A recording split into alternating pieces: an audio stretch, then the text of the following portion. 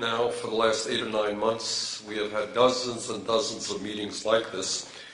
And one of the reasons I think we're going to do well tomorrow is we have spoken to about 40,000 people in the state of New Hampshire.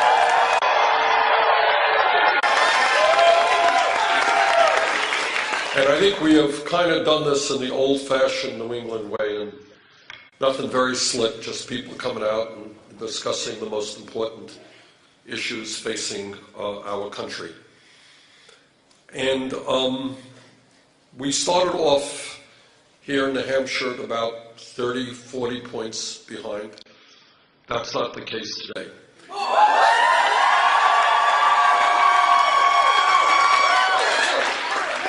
And I think that if tomorrow we have a good voter turnout, and I would hope that not only will all of you come out to vote, but bring out as many people as you can. And if that happens, I think we're going to have a very, very good night.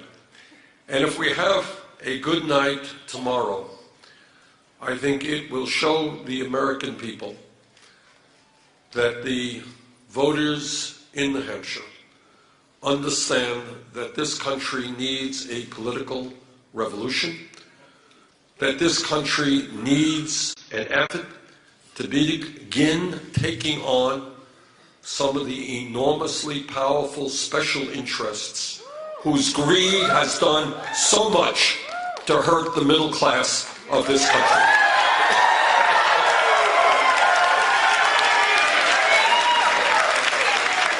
And all over this country, they said it in Iowa, they're saying it in New Hampshire, and that voice is resonating throughout this country.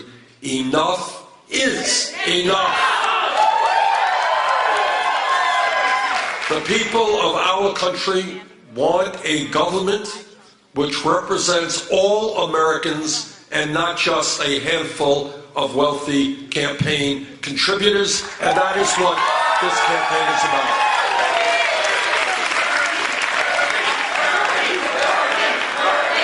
And why I think our campaign has been doing so well is that we are treating the American people as if they were intelligent human beings. That's kind of unusual in American politics today.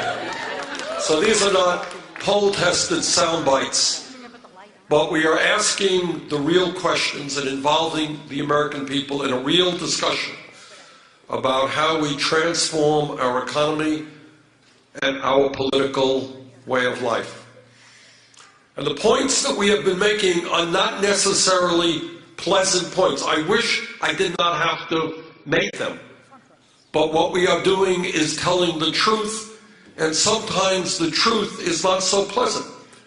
But if we don't grapple with the truth, and if we do not understand why we are where we are, it will be impossible for us to go forward in a positive way. You know, when you go to the doctor, you're feeling poorly, you don't want the doctor to say, hey, no problem, take an aspirin. You want to know why you are feeling the way you are and how you can get better. And that's kind of what this campaign is about. And what we have been focusing on are a few fundamental issues. Number one, this is the United States of America.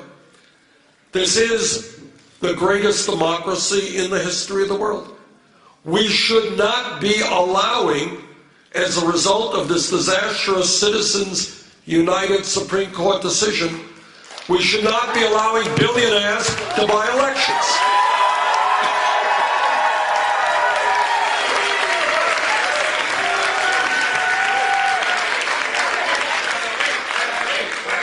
Now, one of my great challenges of the night will be to see if I don't spill this water bottle. Don't bet on it. We'll see. So what's going on right now is that virtually every candidate out there has a super PAC. And what super PACs are about, as you know, is to allow Wall Street and the drug companies and the very wealthiest people in this country to contribute unlimited sums of money into the political process. That is creating a corrupt campaign finance system. That is undermining American democracy.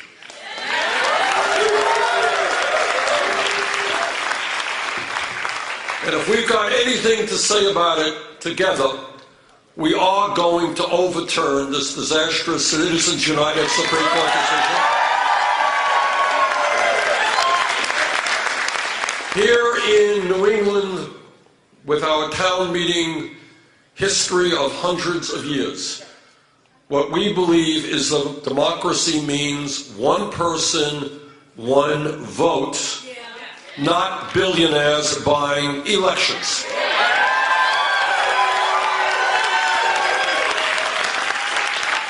When we began this campaign 9 months ago, people said, well, even though you comb your hair beautifully, and even though you dress GQ style, there's still a chance you might not become president because you don't have a super PAC and you're not raising zillions of dollars through that super PAC. So we did something very, very radical. We said, okay, we don't represent the billionaire class, we don't represent Wall Street, we don't want their money. How are we going to get the finances that we need to run a national and winning campaign? And we concluded that we're going to do it in the old-fashioned way. We're going to reach out to working families and the middle class and ask for help. And of all of the amazing things that has happened in this campaign, coming from 40 or 50 points behind in Iowa to a virtual tie,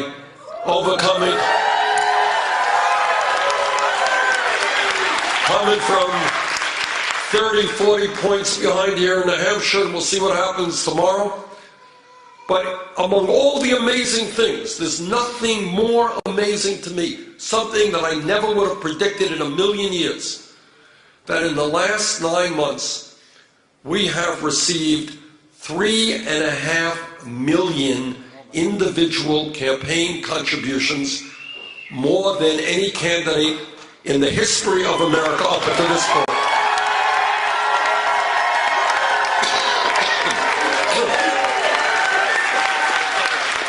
Now, what a super PAC is about is a candidate sits down in some mansion with a bunch of millionaires and you leave with $5 or $10 million bucks. What our campaign is about is 3.5 million people, 3.5 million individual contributions, averaging $27 a piece. So there it is. I confess to you all, I am indebted. I am owned by the folks who make $27 campaign contributions.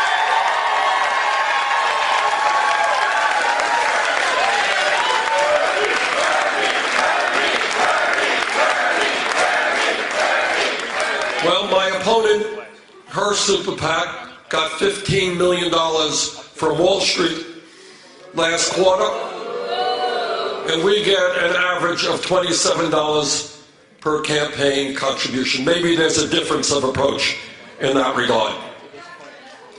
And the other reason that I think we are doing well in this campaign is that we have not listened to the media or anybody else to allow us to determine what the most important issues are. We've listened to the American people.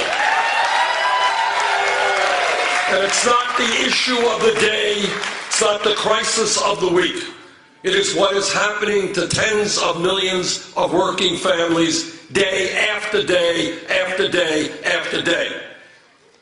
It is about the fact that we have more income and wealth inequality in our country than any other major country on earth, and it is worse today in America than at any time since 1928. It is about the outrage, the immorality of the top 1/10 of 1% owning almost as much wealth as the bottom 90%. Now, other people may not think there's something wrong with that. I do, and we're going to change that.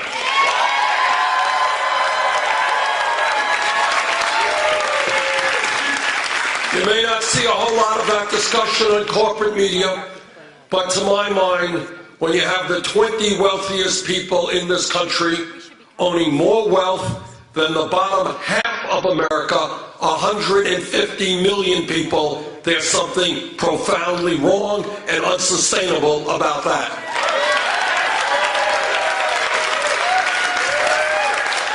And when I talk about a rigged economy, let me give you just one out of many examples of what a rigged economy is about. It's not only that this income and wealth inequality is grossly unfair and un-American, it is also that you have one family in this country, the Walton family that owns Walmart, owning more wealth than the bottom 40% of the American people. Now that's bad, but I'll tell you what's even worse, and this is what the rigged economy is about. Because Walmart pays wages that are so low, many of their employees are forced to go on Medicaid, food stamps, and go into subsidized housing. And you know who pays through their taxes for that Medicaid, food stamps, and subsidized housing? It is the middle class of this country. So on behalf of the Walton family, the wealthiest family in this country, I want to thank you for subsidizing them. They are very happy that you are providing assistance to their employees. But I say to the Walton family of Walmart, the wealthiest family in this country, you know, it's time for you to get off of welfare, pay your workers a living wage.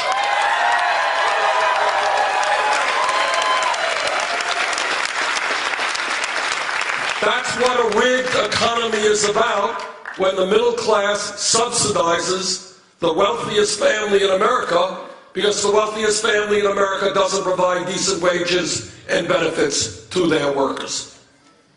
And when we talk about inequality in America, it's not just wealth, it is income as well. Everybody in this room knows that in New Hampshire, in Vermont, all across this country, you got families and workers who are working longer hours for low wages. You got people working 2 or 3 jobs just to keep their heads above water. You got mom working, you got dad working, you got kids working. And despite all of those long and hard hours of labor, and the American people now work the longest hours of any people in the industrialized world, despite all of that, 58% of all new income being generated goes to the top 1%. That is wrong, that is unsustainable, and together we are going to change that.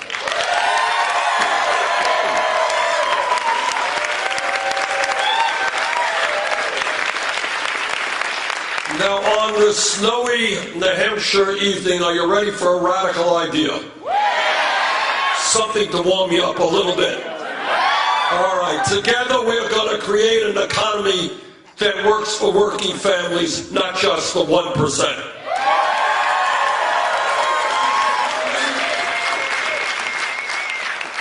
And when we talk about why it is that people are working such long hours, why mom is working, dad's working, the kids are working, one of the obvious reasons is that wages in this country are just too low. So let us be very clear. The minimum wage, federal minimum wage of $7.25 an hour is a starvation wage.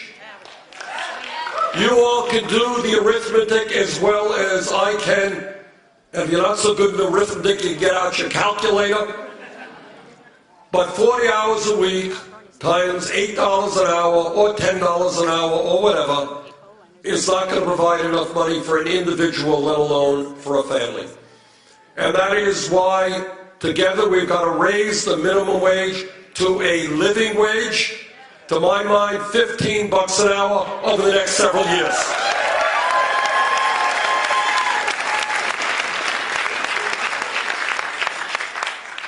And when we talk about equitable wages, What we also have to understand, and I hope every man here in this room will stand with the women, we have to understand that it makes no sense, no economic sense, for women to be earning 79 cents on the dollar compared to men.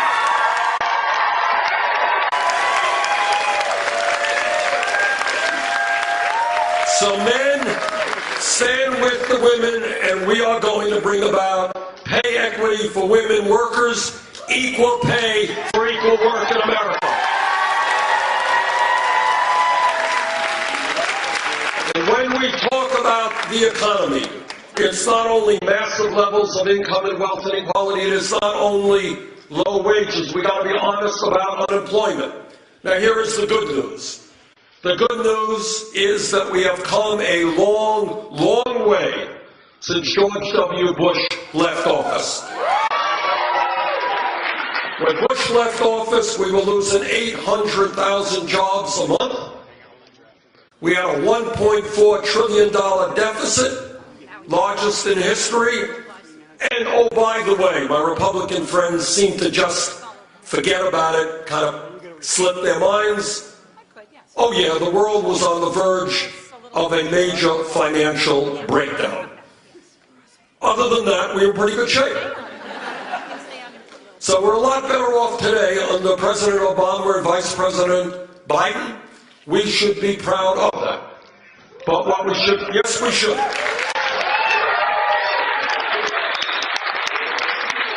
But we have got to be honest. We have made real progress in 7 years. And we're not going back to Republican trickle-down economic theory. But here is the reality. Every month, federal government comes out with reports on unemployment. What you see on the front pages is official unemployment, 5%. How many of you believe that real unemployment in America is 5%? Okay, that's about right. Real unemployment, as opposed to official unemployment, includes people who have given up looking for work and people who are working part-time when they want to work full-time. You know, 20-hour-a-week jobs, 29-hour-a-week jobs. Add that together, real unemployment is about 9.9%, almost 10%. And here's something that we never discuss. I try to get discussion on it, but I'm not succeeding. And that is youth unemployment in America, kids who graduate high school. You know what those numbers are for those kids? If the kids are white, between 17 and 20, who graduated high school, white kids, 33% unemployed. Latino kids, 36%. African American kids, 51%. And we don't talk about it. Don't talk about it. And if anyone thinks there is not a direct correlation between those outrageous rates of youth unemployment and another international disgrace, and that is that we have more people in jail than any other country on earth. Think about it. How does it happen? China, communist authoritarian country, 4 times our size, we have more people in jail than China. So, you ready for a radical concept? All right, together we are going to invest in jobs and education for the young people, not jails and incarceration.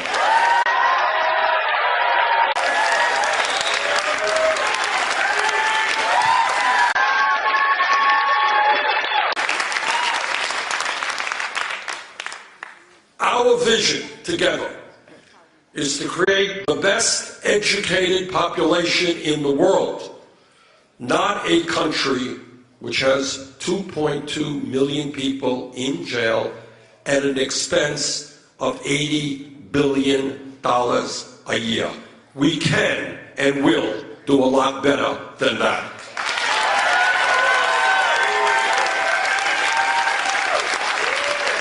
Now, I will not shock any of you to suggest that every now and then, ever so rarely, there is hypocrisy connected to politics. I know this, you're all going to faint hearing that. but occasionally there is some hypocrisy. I want to give you an example of maybe hypocrisy at its highest level. We have a number of Republicans running for president of the United States. They're all running around New Hampshire. I guess you can't get a cup of coffee without running into one of them in a diner.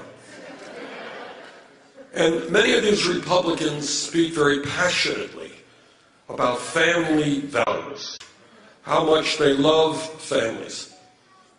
I would hope and expect that every person in this room understands what they truly mean by family values.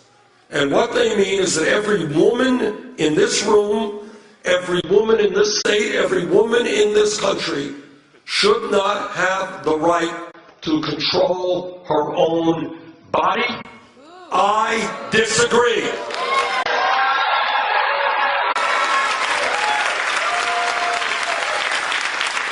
What they are talking about is defunding Planned Parenthood. I believe we should expand funding for Planned Parenthood. What they are talking about and what their family values are about are telling our gay brothers and sisters that they should not have the right to get married. I disagree.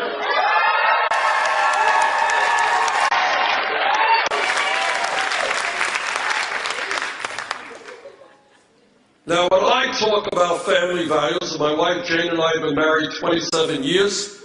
We have 4 kids. You just met my oldest son. We have 7 beautiful grandchildren. 3 of them are somewhere around here. What we talk about is ending the international disgrace of this country being the only major country on earth that does not guarantee paid family and medical leave.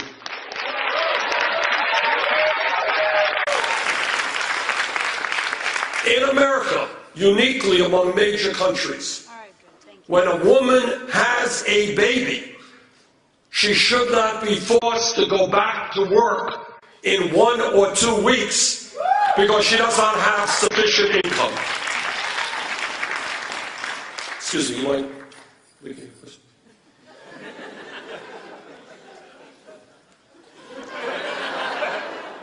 Take pictures of the audience. They'd like to. This is America. And a woman, just because she is working class, just because she is low income, should not be forced to be separated from a newborn baby. What sense is that? It's no sense. It is wrong. And together what we are going to do is pass the legislation currently in the Senate and the House, which guarantees 3 months of paid family and medical leave.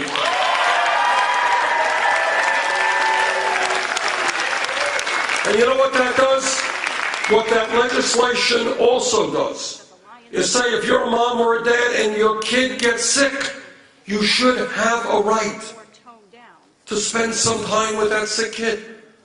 Or what happens if your mom or dad has Alzheimer's? Do you have a right to take a little bit of time off of work? I think you do. So I think the rest of the industrialized world has it right. We have it wrong on this issue. Let's change our policies.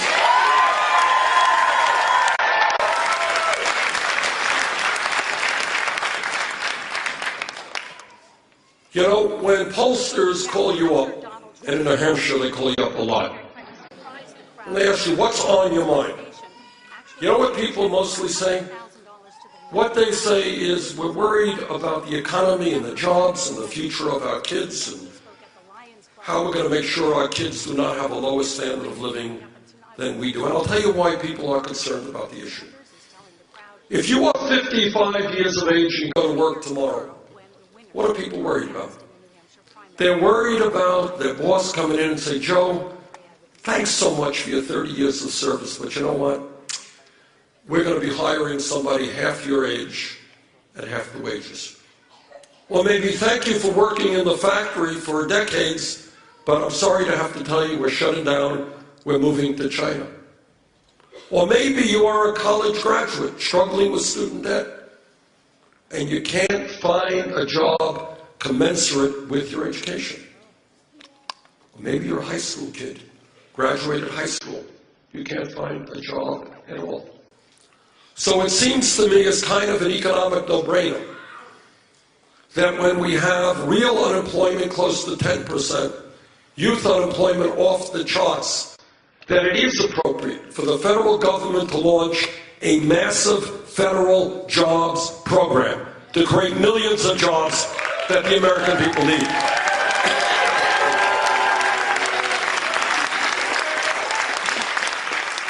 What does that mean? It means that we should not be firing teachers, we should be hiring teachers. It means that we can create many hundreds of thousands of good-paying jobs by hiring well-trained, well-paid educators to help us create the kind of child care system we desperately need in this country.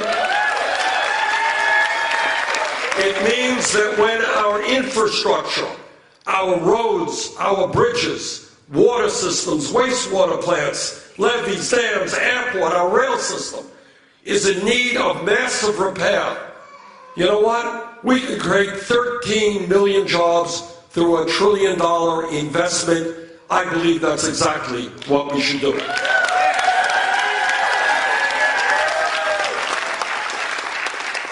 Now, my critics have been saying, well, Bernie's ideas are really nice, they're great, but, you know, how is he going to pay for them? They're just idealistic, utopian ideas. Let me tell you how we will pay for this idea. Right now, there are large, profitable, multinational corporations who make billions of dollars a year. They stash their money in the Cayman Islands, Bermuda, and in other tax havens. And in a given year, some of them pay 0 federal income taxes. 0. You do away with that one loophole, we raise $100 billion a year, we invest that money in infrastructure, we create 13 million jobs. That's what I think makes sense.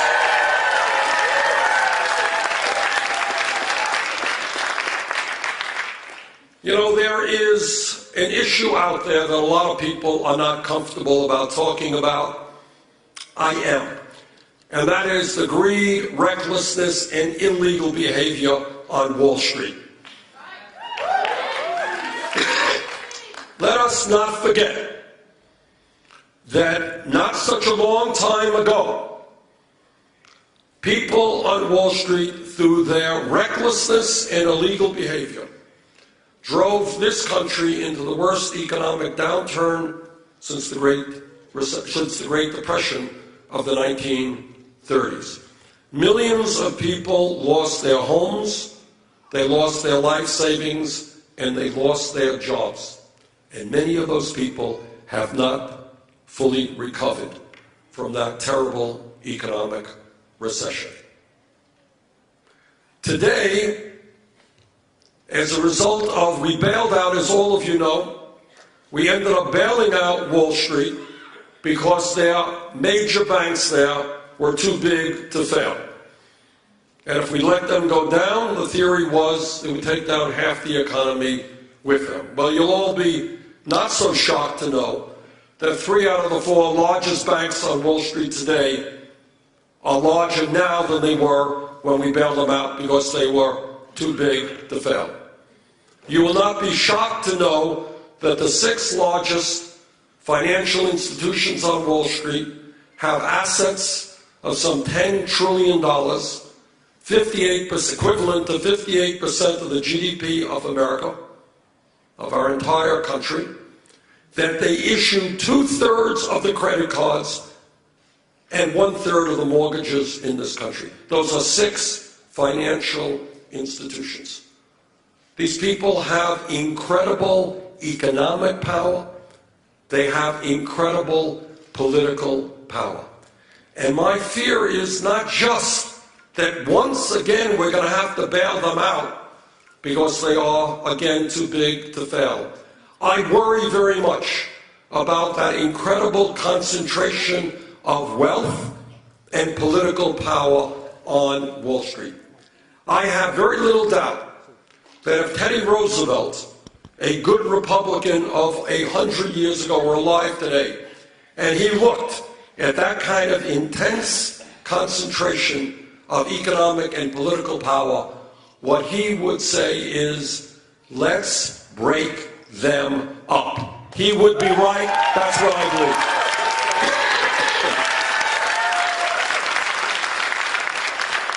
And when we talk about the reality of America today and why so many people have given up on the political process, last election, 63% of the American people didn't vote, 80% of young people didn't vote.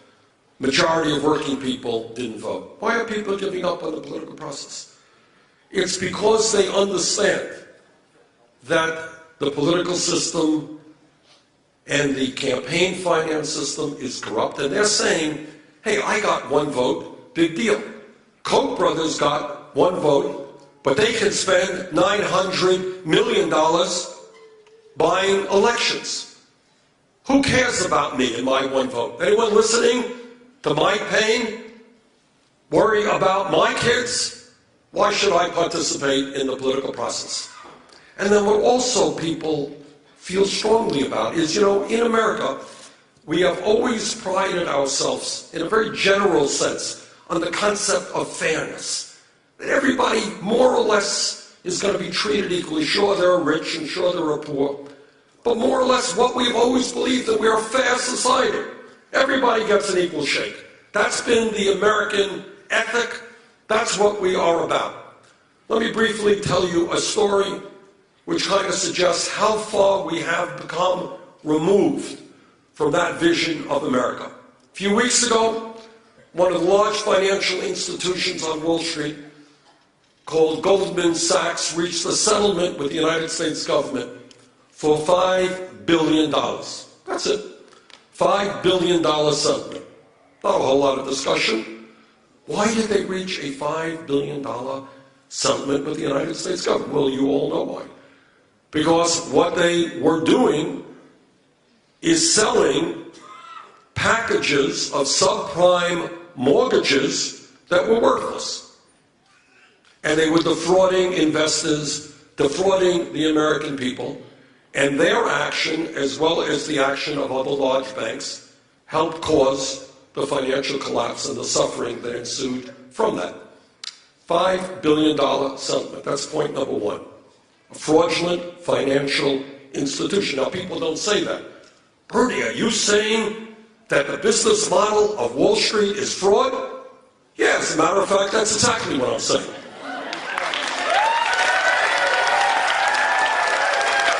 But I don't have to say it. The facts speak pretty clearly. Bank after bank reaches a huge settlement with the United States government. Goldman Sachs actually one of the smaller settlements. They only paid $5 billion. Others paid more. Now you tell me what that means. But there's the second point that I think people feel very frustrated about. And that is the political power of Wall Street. It's not just that they spend billions of dollars to get deregulated. And I was one of the leaders in the House who fought against that deregulation.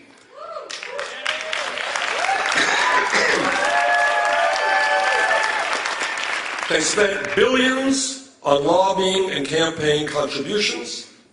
They had Republicans lined up, and they had too many Democrats lined up. That's just a fact.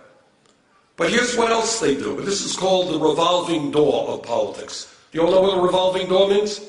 What it means is that you got people from Wall Street, and the CEO says, hey, Joe, I want you to go work in the government for a few years, represent our interests in the government, and you come back to the company.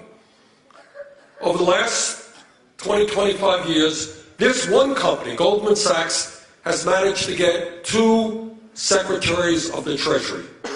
One under a Democratic administration, one under a Republican administration, and dozens of other very high-ranking officials in the government. So you got Wall Street people running amok in the government under Democratic and Republican administrations. And then on top of that, when you talk about political influence, turns out that Goldman Sachs and other Wall Street firms make huge campaign contributions and pay large speakers' fees. Okay? Okay? Then you got, that's called political influence. And fourthly, and maybe the issue that gets the American people more upset than any other, if some kid in New Hampshire or Vermont today gets picked up with some marijuana, that kid will have a police record that will stay with him for the rest of his life.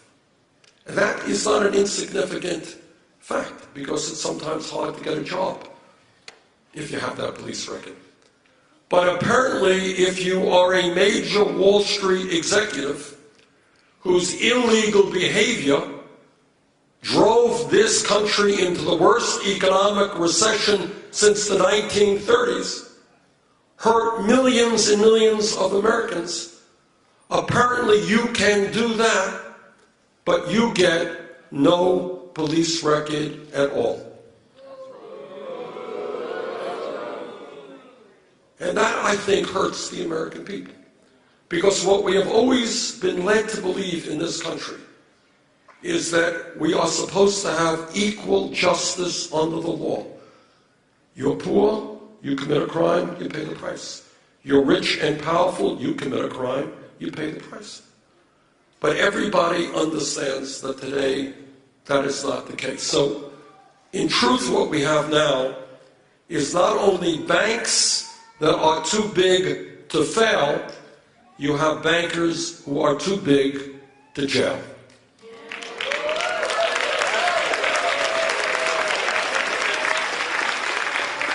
And together we will create a criminal justice system where justice will apply to all.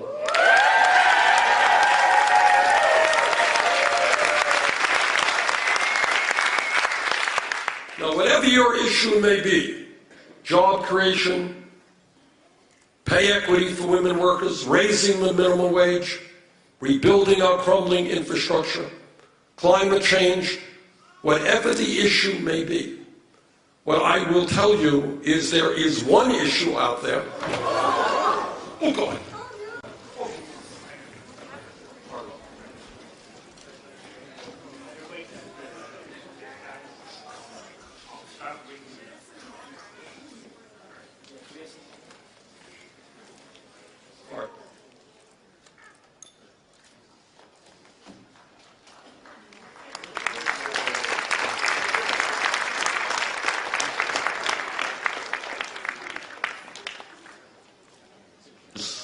I think she walked away. I think she's okay.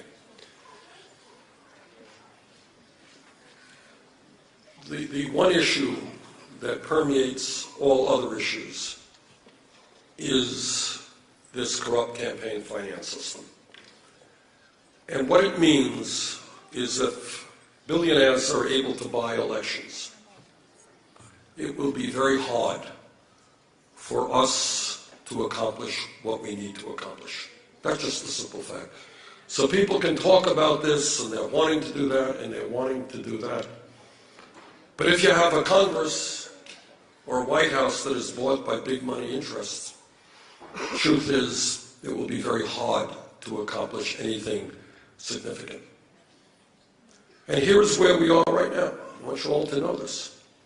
That right now, in this election cycle, for president and for senators and House members, etc., you got one family, the Koch brothers. You know who the Koch brothers are? Koch brothers are the second wealthiest family in America, right-wing extremists who want to end Social Security, end Medicare, end Medicaid, end the Environmental Protection Agency. That's what they believe. And they will be spending, along with a few of their billionaire friends, some $900 million in this election cycle. Got that? So here's American democracy today. you get 1 vote, Koch brothers get 1 vote each, plus $900 million to buy elections.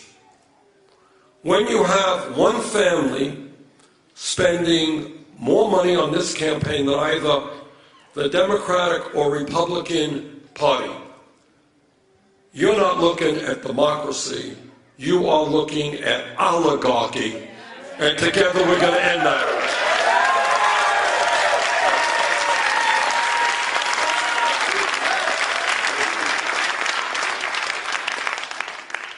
What this campaign is about is asking people to look beyond the status quo. You know, one of the aspects of human nature that we all, you know, it's part of all of our lives. We see somebody homeless out on the street, and we say, well, there's somebody homeless out on the street. We see parents, working class people trying to find decent, affordable child care, can't do that. We see people working longer hours for low wages. Well, that's just the way it is. That is not just the way it is. All right? Public policies created those situations. Public policies can change those situations.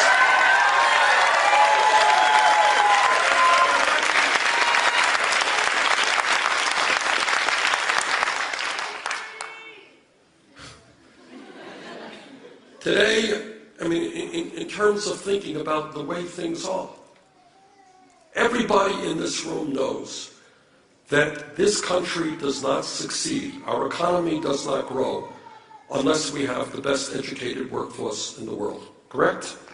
Well, we all know that. That's kind of a no-brainer. Everybody, well, many of us know that that used to be the case. 30, 40 years ago, it was generally recognized the United States of America had the best educated workforce in the world. Today, we don't. Today, there are kids in New Hampshire, there are kids in Vermont, kids all over this country who have done well in school, who want to go to college, who are qualified to go to college, but cannot get a college education for one reason, and one reason alone. And that is that their families lack the funds. Now think about that. The United States of America today is the wealthiest country in the history of the world. Wealthiest country in the history of the world. We need a well-educated workforce. We've got hundreds of thousands of bright young people who can't go to college. How many scientists and engineers and doctors and teachers and police officers are out there? How many that will not achieve all that they can achieve because they are unable to get that education? Now, 100, 150 years ago, people fought very hard for the radical concept of public education, pretty radical idea. And what that radical idea was about is saying that all of the children should have a right to get an education, free education, regardless of the income of their families. Pretty radical idea. But what public education was considered 100 years ago and is considered today is first grade through 12th grade. Well, you know what?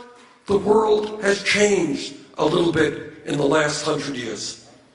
And in many ways, a college degree today is the equivalent of what a high school degree was 50 or 60 years ago. 50 years ago, you had a high school degree, you were in pretty good shape.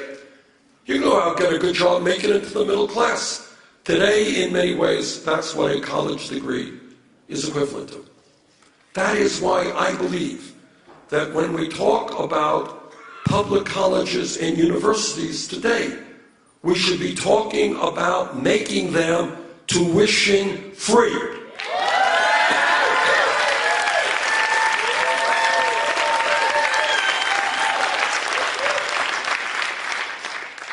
Public education should not end in 12th grade. That's it. The world has changed, so should our public education system. But it's not only making public colleges and universities tuition free.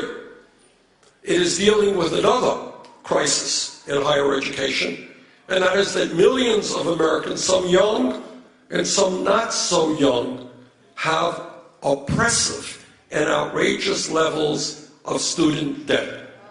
Anybody here with student debt? All right, I just came from a meeting 2 hours ago where a young woman stood up and said she was $150,000 in debt. How much? Stand up, please. Okay.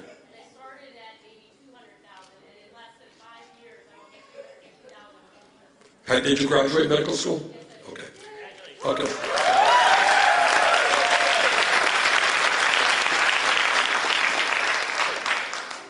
Now, it's funny you mentioned that.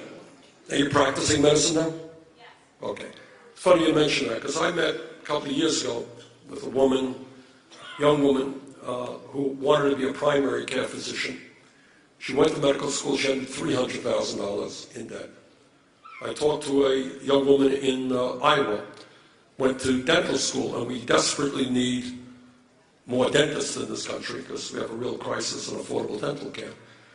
She graduated $400,000 in debt. We got people here who are $100,000 in debt. Stop and think for a moment. I mean, this is what I mean by the status quo. This is what I think about accepting the current reality. Why should people be punished severely, impacted for decades, for the crime of what? Trying to become a doctor? We desperately need more doctors. We desperately need a well-educated population.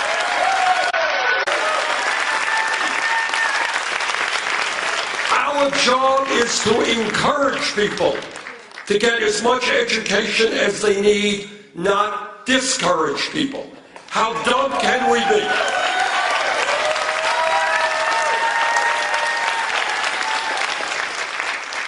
So what part of our agenda